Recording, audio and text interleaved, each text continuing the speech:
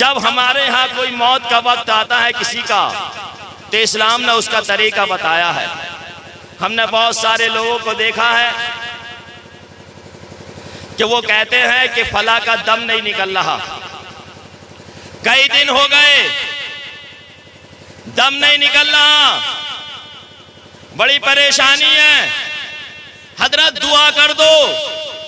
हालात ये हो जाते हैं कि खाना पीना बोलना चालना बंद, गर्दन दाईं तरफ पड़ी हुई है, पानी डाला तो दाईं तरफ से निकल गया और बाईं तरफ क्यों पड़ी है तो बाईं तरफ को निकल गया, पानी नहीं जाता। एक पानी है, उलमाए इकराम फरमाते हैं कि उस वक्त में अगर जमजम की ये तासीर है कि जमजम भी पिलाया जाए तो वो जमजम जरूर अंदर चला जाता है और मुर्दे की प्यास, मरने वाले की प्यास बुझ जाती है, फिर शैतान धोखा न देने पाएगा। लेकिन करें क्या कि पहले हाजी पानी जमजम शरीफ लेकर आते थे और वो जमजम हम लेकर रख लिया करते थे या उनके घर से मांग लिया करते थे कि भाई जमजम दे दो थोड़ा सा ओरिजिनल, ताकि हमारे इस मुर्दे की प्यास की शिद्दत कम हो जाए और आसानी के साथ मौत आ जाए। अब इस जालिम सऊदी गवर्नमेंट ने इस साल बैंड लगा दिया, अब किसी को जमजम नहीं मिला करेगा, खत्म। लोग कहते हैं कि मियाँ यहां से दीन चला है।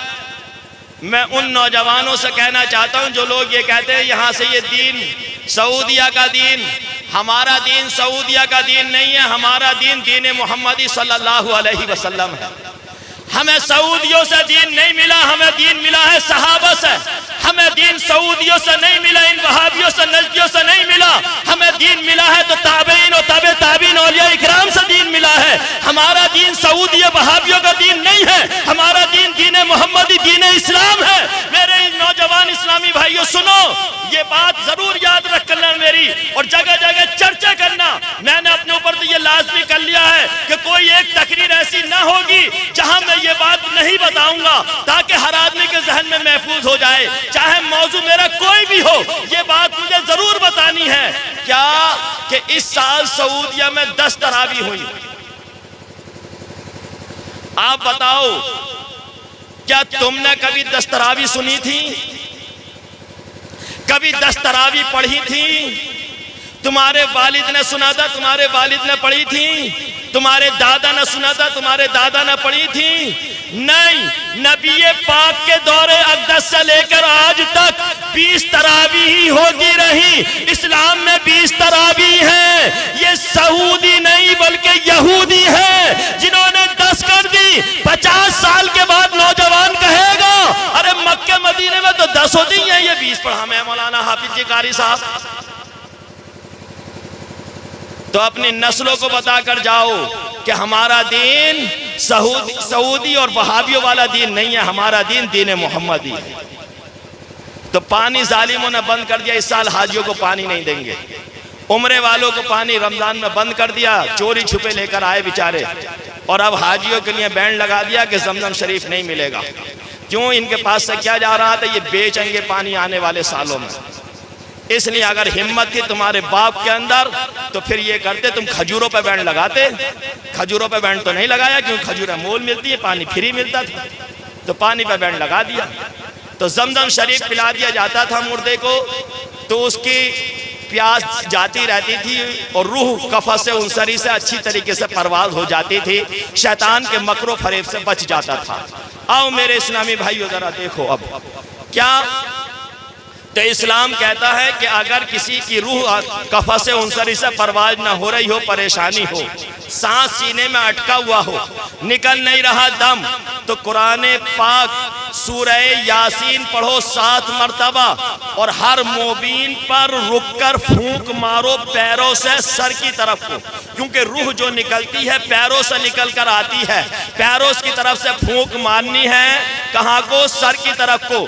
तुमने देखा होगा कि अगर मौलाना साहब के पास फूंक मरवाना जाते हो तो कानों में फूंक मारते हैं या फिर कांधों पे फूंक मारते हैं, लेकिन मरने वाले के फूंक कानों में नहीं मारी जाती है, कांधों पर नहीं मारी जाती है, बल्कि पैरों की तरफ से सीने की तरफ को लगाई जाती है ताकि रूह आसानी के साथ कफ़स उनसरी से परवास कर जाए। या 13वें पारे की सूरह राद को पढ़ो, इंशाअल्लाह ताला आप इस तरीके से कुरान पाक की तिलावत करोगे, रूह कफ़स उनसरी से अच्छी तरीके से परवाज हो जाएगी। लेकिन कब? जब तुम कुरान को पढ़ोगे, और जब तुम कुरान पढ़ोगे नहीं तो कैसे बात बनेगी, कैसे बचोगे? आओ आओ मेरे इस्लामी भाइयों, जब हमारे यहाँ कोई मौत हो जाती है तो फिर क्या कहते हैं? चाहे कितनी ही दौलत से मकान इकट्ठा करके दिया हो, बनाया हो बाप ने बड़ी परेशानियों से, लेकिन उसका बेटा वो ये कहता है कि जल्दी से जाओ फला रिश्तेदार, तुम तख्ते लेकर आ जाओ, तुम बाजू लेकर आ जाओ, तुम कफन लेकर आ जाओ, तुम नहलाने का इंतजाम कर दो। कोई नहीं कहता मैं अपने अब्बा को अपने घर रखना चाहता हूँ, नहीं नहीं, जल्दी करते हैं, जल्दी से जल्दी निकालो, क्योंकि अब ये मुर्दे हो चुके हैं। आओ आओ मेरे इस्लामी भाइयों, कुर्बान चले जाइएगा।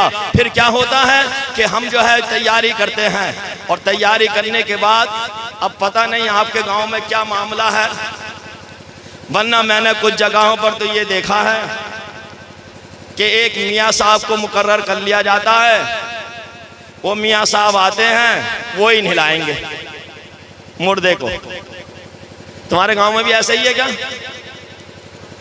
हाँ, अब वो मियाँ साहब ना मिला तो घंटों जो है मुर्दा घर में पड़ा रहे। नहीं, इस्लाम ये कहता है कि अगर अब्बा मरे हैं तो बेटे को गुस्ल देना चाहिए, भाई मरा है तो भाई को गुस्ल देना चाहिए, भांजा मरा है तो मामू को, मामू मरा है तो भांजों को, चचा मरा है तो भतीजों को, भतीजा मरा है तो चचा को, यानी जो ज्यादा करीबी रिश्तेदार होगा वो गुस्ल देगा। अब तुम कहोगे हमें तो गुस्ल देना नहीं आता, तो फिर क्या तुम नापाक फिरते हो क्या? अरे तुम नापाक फिरते हो क्या? तुम गुस्ल नहीं करते हो? जो गुस्ल का तरीका तुम्हारा है वही मैयत का है, बस मैयत को कुल्ली नहीं कराते हैं, रूई के फोये से कराया जाता है। मैयत को जो है वो नाक में पानी नहीं चढ़ा सकते हैं, रूई के फोये से कराया जाता है, और बाकी तो सारा गुस्ल का तरीका वही है जो जिंदों का है। तो तुमको नहीं आता तो मौलाना साहब से गुस्ल का तरीका सीखो। भाई यही मत सीखो कि दुनिया में जो है वो कौन सा हाइब्रिड का जो है बीज इस्तेमाल करके खेती में ज्यादा होगा, इसलिए नहीं आए हो। ये दुनियावी काम में होने हैं, ये होते रहेंगे, लेकिन तुम्हें मौत की तैयारी भी करनी है और गुस्ल का तरीका भी सीखना है। आओ मेरे इस्लामी भाइयों, क्यों कि जैसे मैंने अभी बताया गुनाहों के सबब सूरत बदल गई, पेट फूल गया या कोई और अज़ाब इलाही आ गया। गैर गुस्ल देगा तो चौपाल चौपाल जाकर बयान करेगा कि फला के साथ ऐसा हुआ है, और इस्लाम की हिकमत है कि अपना गुस्ल देगा तो छुपा लेगा, अपना देगा तो छुपा लेगा, किसी को बताएगा नहीं। आओ मेरे इस्लामी भाइयों, फिर उसके बाद क्या होता है? नमाज जनाजा, कफन पहनाने के बाद। तो मालूम नहीं आपके गांव में मेरा कभी नमाज जनाजा में आने का इत्तेफाक नहीं हुआ है,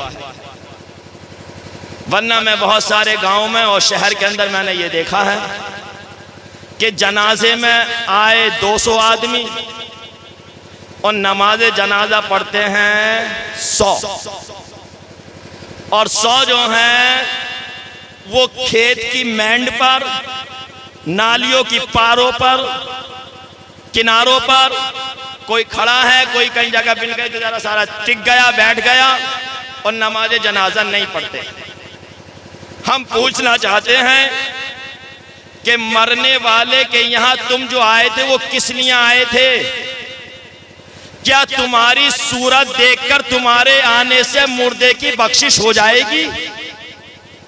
अगर ऐसा है तो सही है भाई आपका आना, और जब ऐसा नहीं है तो फिर तुम्हारे आने का फायदा मिला क्या? कुछ नहीं मिला। अगर तुम्हें मरने वाले से या उसके घर वालों से सच्ची मोहब्बत है तो सबसे पहला ईसाले सवाब नमाज जनाजा है। नमाज जनाजा पढ़ो। सुनो, हो सकता है आज मेरे जाने के बाद मुमताज से कहा जाए, यार कारी साहब, कारी वसीर साहब को हम कह देते हैं ना जरूर बुलाओ भाई, लेकिन आज तो वो कोई खास तकीक करके गए ना, है नहीं भाई, इतना ही तो कहोगे या ये कर दोगे ज्यादा ज्यादा कोई आइंदा ना 2-4 प्रोग्राम नहीं बुलाना है, सही है, इससे ज्यादा कुछ नहीं कर सकते आप। तो सुनो जरा, क्योंकि ना तो हम ऐसी तकरीरें सुनने के आदी हैं, ना हमें अच्छी लगती हैं, और ना ही बयान किया जाता है, क्योंकि अगर ऐसी तकरीर बयान की जाती है तो नोट नहीं आते हैं, फिर खुश्क तकरीर कहलाती है ये। थके हुए लोग महसूस करते हैं अपने आप को, जोश और जज्बात उभरते नहीं है फिर। तो आओ सुनो, मुझे इसकी कोई परवाह नहीं है मेरे इस्लामी भाइयों, कुर्बान चले जाइएगा। नमाज़े जनाजा में सिर्फ 2 ही फर्ज हैं, ये उलमाए इकराम बैठे, बड़ी जिम्मेदारी के साथ कह रहा हूं। कितने फर्ज हैं? 2। एक खड़ा होना और दूसरा फर्ज है 4 बार अल्लाह अकबर कहना। अब बताओ, जितने तुम वहां तक बैठे हो ना, किसके पास 2 टांगे नहीं है कि खड़ा हो जाए, और किसके मुंह में जुबान नहीं है कि वो ये कह दे अल्लाह अकबर? है आसान नहीं, फर्ज अदा हो गया। क्या हो गया? फर्ज अदा हो गया, इतने सही, इतना कह लिया तो। मालदारों के जनाजे में भीड़ ज्यादा होती है, गरीबों के जनाजे में तो लोग आते भी नहीं। एक अल्लाह के वली फरमाते हैं कि मेरे पड़ोस में एक इंसान रहता था जो कब्र खोदता था। क्या करता था? कब्र खोदता था। बोले, मैंने उससे पूछा कि भाई चलो इससे पूछे कोई कब्र के हालात। अल्लाह के नेक बंदे डरते हैं, रात दिन मौत को याद करते हैं, अल्लाह के वली हैं। तो उससे बुलाकर और कहा कि यहाँ तो आओ भाई, ये बता कोई जिंदगी में तूने कब्र खोदी, जिंदगी गुजर गई, बुढ़ापा आ गया तुझ पे, कोई अजीबो गरीबी वाकया तूने देखा? बोले हाँ, एक बार महामारी चल गई, जैसा भी फैला था ना कोरोना, मौतें ही मौतें, लाशें ही लाशें दिख रही थी, तो ऐसे ही बोले मौतें हो रही थी बहुत ज्यादा। तो मैंने सोचा कि मौतें ज्यादा हो रही है, कब्र एडवांस में खोद कर रख लूं, पहले ही तैयार कर लूं। तो बोले मैंने 3 कब्रें तैयार करी। पहली कब्र तैयार करके जब मैं बैठा सांस लेने के लिए कि कब्र तैयार हो गई, तो मैंने देखा कि अल्लाह के फरिश्ते आए और फरिश्तों ने आपस में गुफ्तगू करी और कहा कि ये कब्र इस इंसान के लिए बनाई गई है, तैयार की गई है कि जो इंसान इसमें आएगा ना, तो अल्लाह ताला अपने करम से 70 हाथ लंबी कर देगा, 70 हाथ पीछे को और 70 हाथ दाएं बाएं कर देगा, चारों तरफ 70 हाथ इसकी कब्र फैल जाएगी। एक बड़ा मकान हो गया ना, कब्र लंबी चौड़ी हो गई। बोले दूसरी कब्र मैं तैयार करके बैठा तो फिर फरिश्ते आए, उन्होंने कहा कि ये जो कब्र तैयार हुई है इसमें जो मुर्दा आएगा ना, तो वो उस इंसान के लिए कहा है कि अल्लाह ताला उससे इतना राजी होगा कि जहां तक इंसान की निगाह काम करेगी इसकी कब्र ही कब्र नजर आएगी। ताहद नजर, जहां तक इंसान की नजर काम करे दाएं बाएं, उसकी कब्र की लंबाई चौड़ाई इतनी होगी। और तीसरा जो कब्र मैंने तैयार करी, तो फिर फरिश्ते आए, कहा ये उस इंसान की कब्र होगी कि अल्लाह ताला उससे ऐसा नाराज है कि इतनी तंग कर दी जाएगी कि दाएं पसलियां बाएं आ जाएंगी और बाएं पसलियां दाएं आ जाएंगी। बोले मैं जिंदगी में पहली बार मैंने फरिश्तों की गुफ्तगू सुनी थी, न जाने सैकड़ों हजारों कब्रें तैयार करी थी, कभी फरिश्तों को आते हुए नहीं देखा, कभी उनकी बात नहीं सुनी, पहला मौका है। बोले मैं इंतजार करता रहा कि एकदम अचानक कुछ आदमी आए और आने के बाद कहा कब्र है तैयार कोई? कि हाँ है कब्र तैयार, जो सबसे पहले तैयार की थी, जो 70 हाथ फरिश्तों ने बताया था लंबी चौड़ी कर दी जाएगी। तो वो आए और उन्होंने अपने मुर्दे को दफन कर दिया।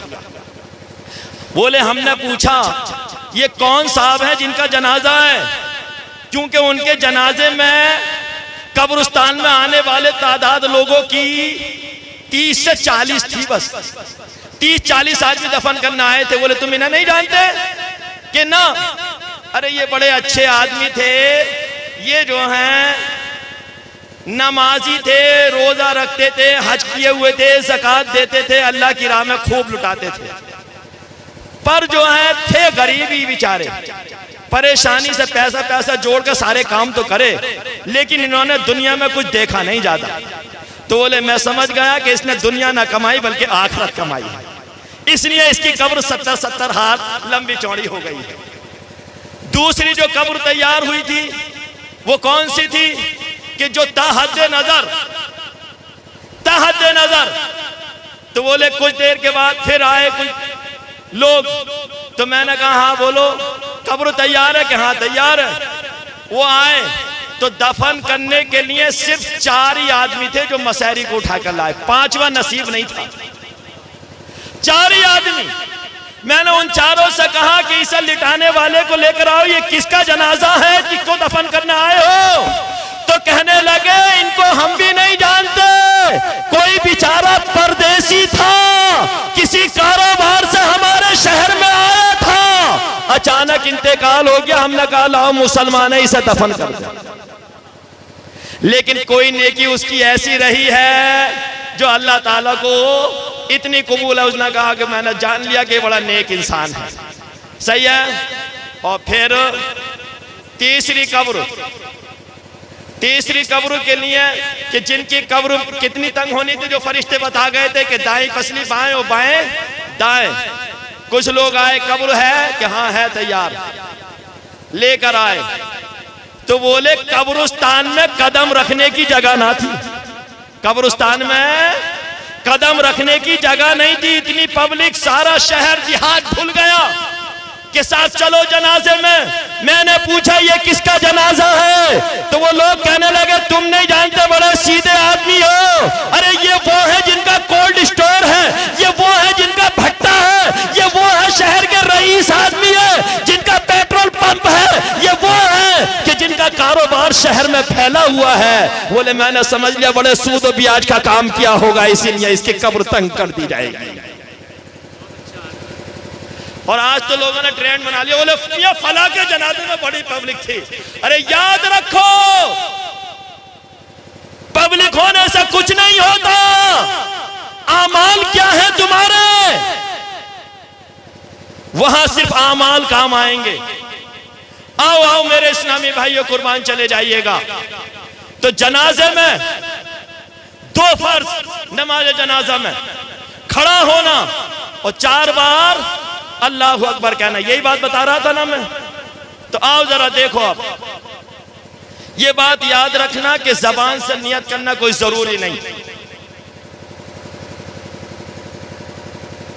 दिल में इतना ख्याल कर लो काफी है कि तारीफ अल्लाह की है, दुरूद रसूल पाक पर है और दुआ मैयत के लिए है। सही है। अल्लाहु अकबर कहकर, यह अल्लाहु अकबर कहने का तरीका ये रहेगा, अच्छी तरह देख लीजिए मुझको, इतनी रोशनी है कि मैं नजर आ रहा हूँ आपको, है नहीं? लेकिन क्या करें, आज लोग बूढ़े हो गए और नियत बांधने का तरीका ही ना आया। कोई तो यूं करके पकड़े खड़ा हो कान को, कोई यूं करके पकड़े खड़ा हो, किसी के हाथ कहीं हो कहीं हाथ तक रह जाओ, सारे तरीके गलत।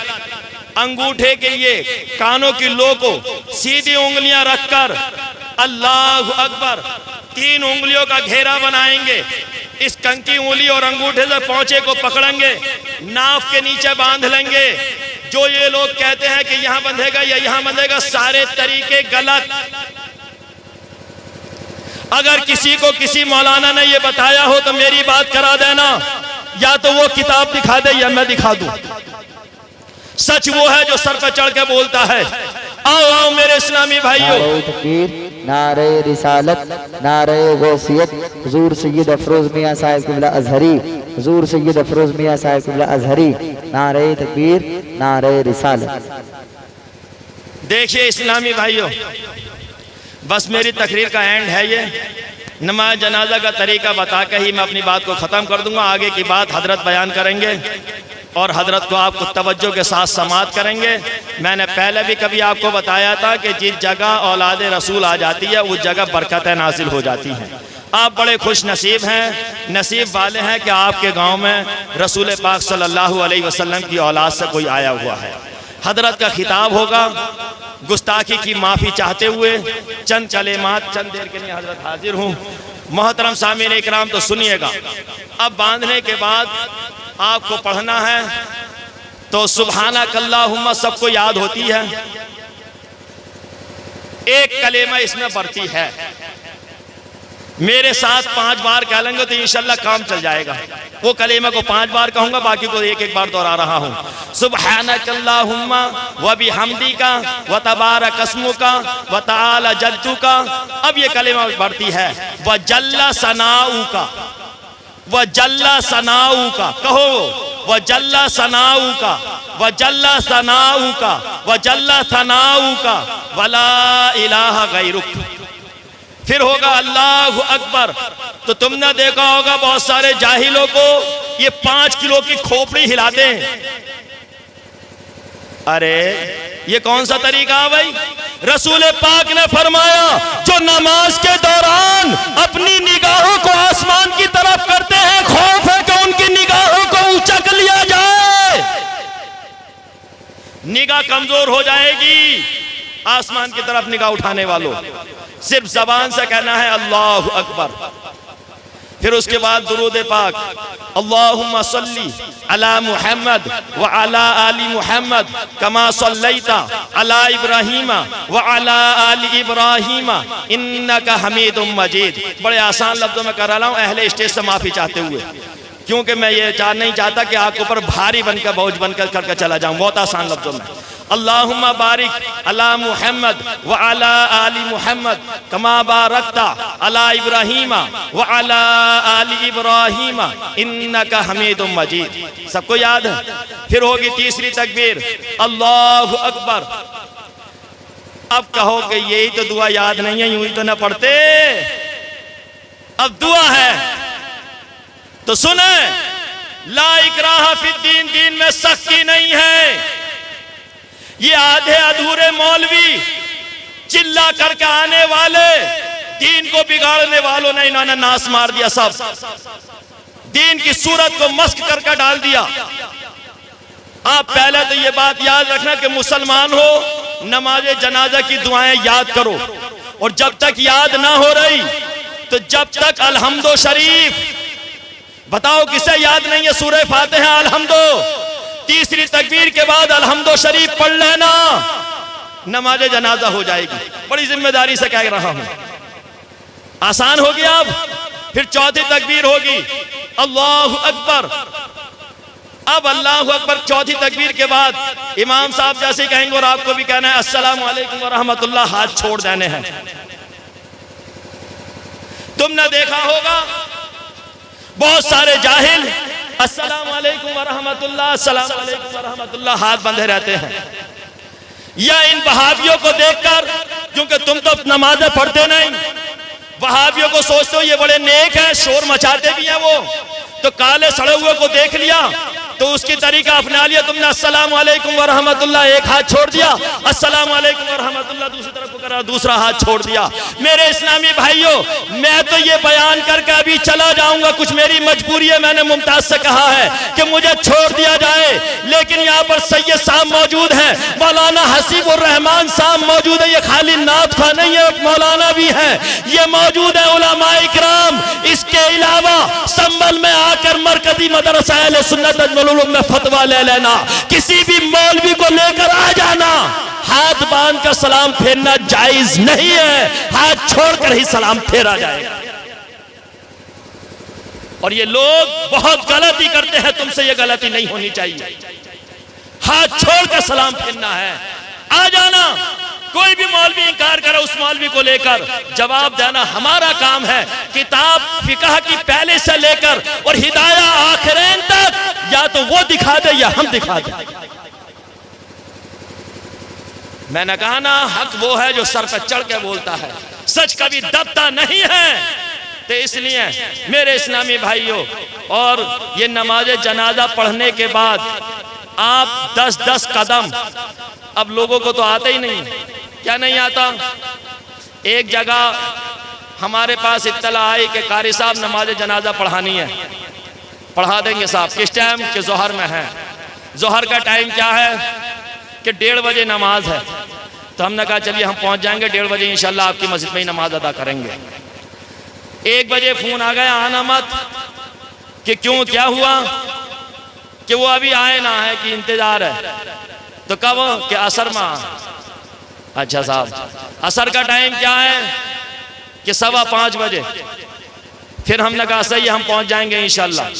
4:45 बजे फिर फोन आ गया आना मत कारी साहब, क्या हुआ कि अभी आए ना है, मगरिब में है अब।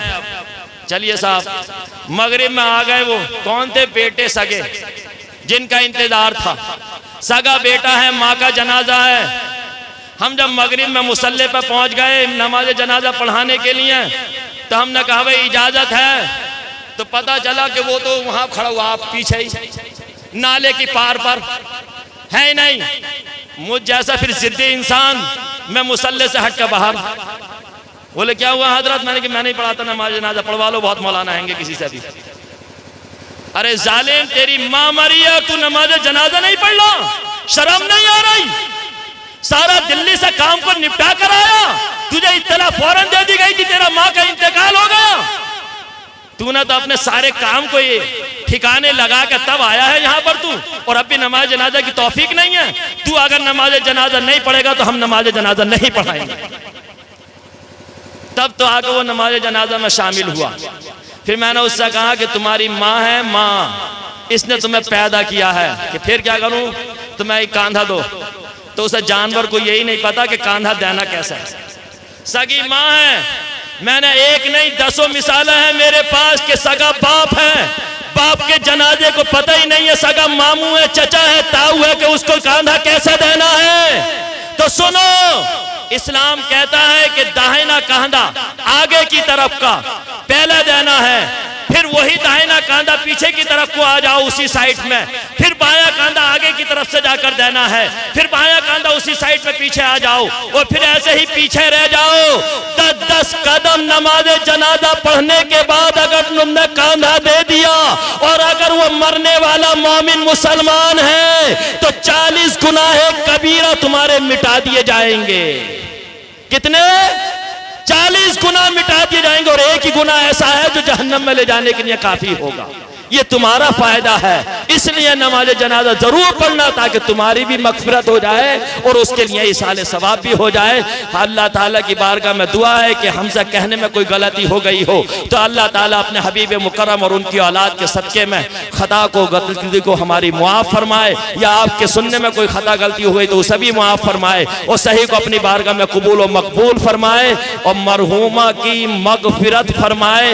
मरहूमा से अज़ाब कब्र को अल्लाह ताला दूर फरमा दे, उनकी कब्र को चौड़ी और कुशादा फरमा दे, तहजा रोशन और मुनव्वर बना दे, जन्नत के बागों से एक बाग बना दे, और उनकी रूह पाक को आले इल्लियीन में जगह इनायत फरमाए। वमा अलैना इल्लल बलाग। अस्तगफिरुल्लाह रब्बी मिन कुल्ली ज़म्बिन व अतूबु इलैहि। अस्सलामु अलैकुम व रहमतुल्लाहि व बरकातुहू।